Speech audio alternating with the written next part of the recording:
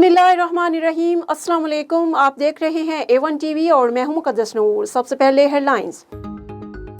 अमरीकी डॉलर की मुसलसल तीसरे रोज भी तनज़ली, रुपया मजीद तगड़ा। इंटरबैंक में डॉलर ₹1.91 सस्ता होकर 232 रुपए का हो गया।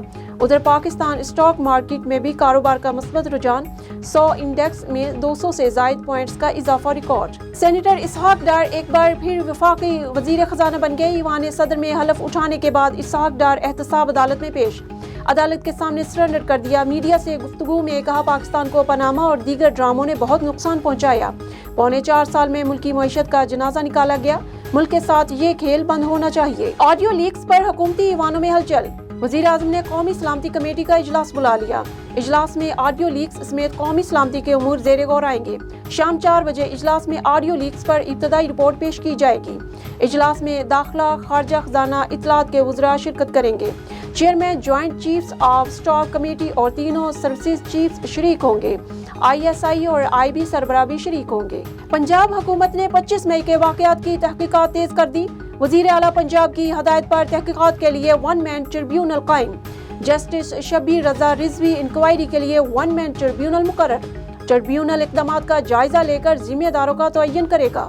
तशद्दुद केस में अडियाला जेल अमले की मुअत्तली के खिलाफ दरख्वास्त खारिज। इस्लामाबाद हाई कोर्ट ने दरख्वास्त नाकाबिल समाअत करार दे दी। चीफ जस्टिस ने रिमार्क्स दिए, ये इस अदालत का दायरा इख्तियार नहीं, इंसानी हकूक का मसला है। ह्यूमन राइट्स कमीशन को तहकीकात का हुक्म दे दिया। अमेरिका ने F-16 तैयारों के नए मुआहदे पर भारतीय खदशात मुस्तरद कर दिए। अमेरिकी वज़ीर ख़ारजा एंटोनी ब्लिंकन की भारतीय हममंसब के साथ प्रेस कॉन्फ्रेंस में कहा, पाकिस्तान का F-16 का प्रोग्राम दहशतगर्दी से निपटने के लिए है। पाकिस्तान को तैयारों के आलात फराहमी का नया मुआहदा प्रोग्राम को बरकरार रखने के लिए किया गया।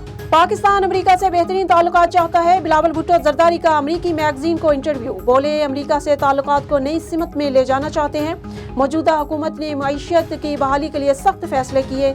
सैलाब के बाइस पाकिस्तान में बड़े पैमाने पर तबाही हुई। आलमी बरादरी हमारा साथ दे।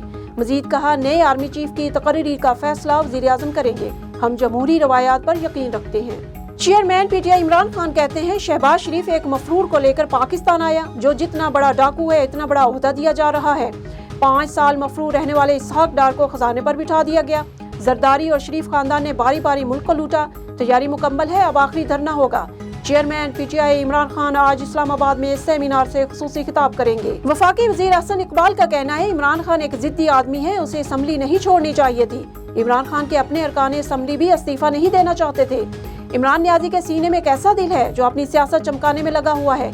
सैलाब की मद में फंड्स इकट्ठे करके जलसे पर लगाए जा रहे हैं। इमरान हुकूमत एक पाई की करप्शन साबित नहीं कर सकी। खैबर पख्तूनख्वा में 24 घंटों में मजीद 392 डेंगू केसेस रिपोर्ट, मजमूई तादाद 7000 तक पहुँच गई। महकमा सेहत के मुताबिक सबसे ज्यादा डेंगू के 175 केसेस पेशावर में सामने आए। इस्लामाबाद में एक रोज में 90 अफराद डेंगू में मुब्तला, मुतासरीन की तादाद 2162 हो गई। पंजाब में 24 घंटों में 326 मरीजों में डेंगू की तशखीस। शहजादा मोहम्मद बिन सलमान सऊदी अरब के पहले वजीर आज़म मुकर्रर।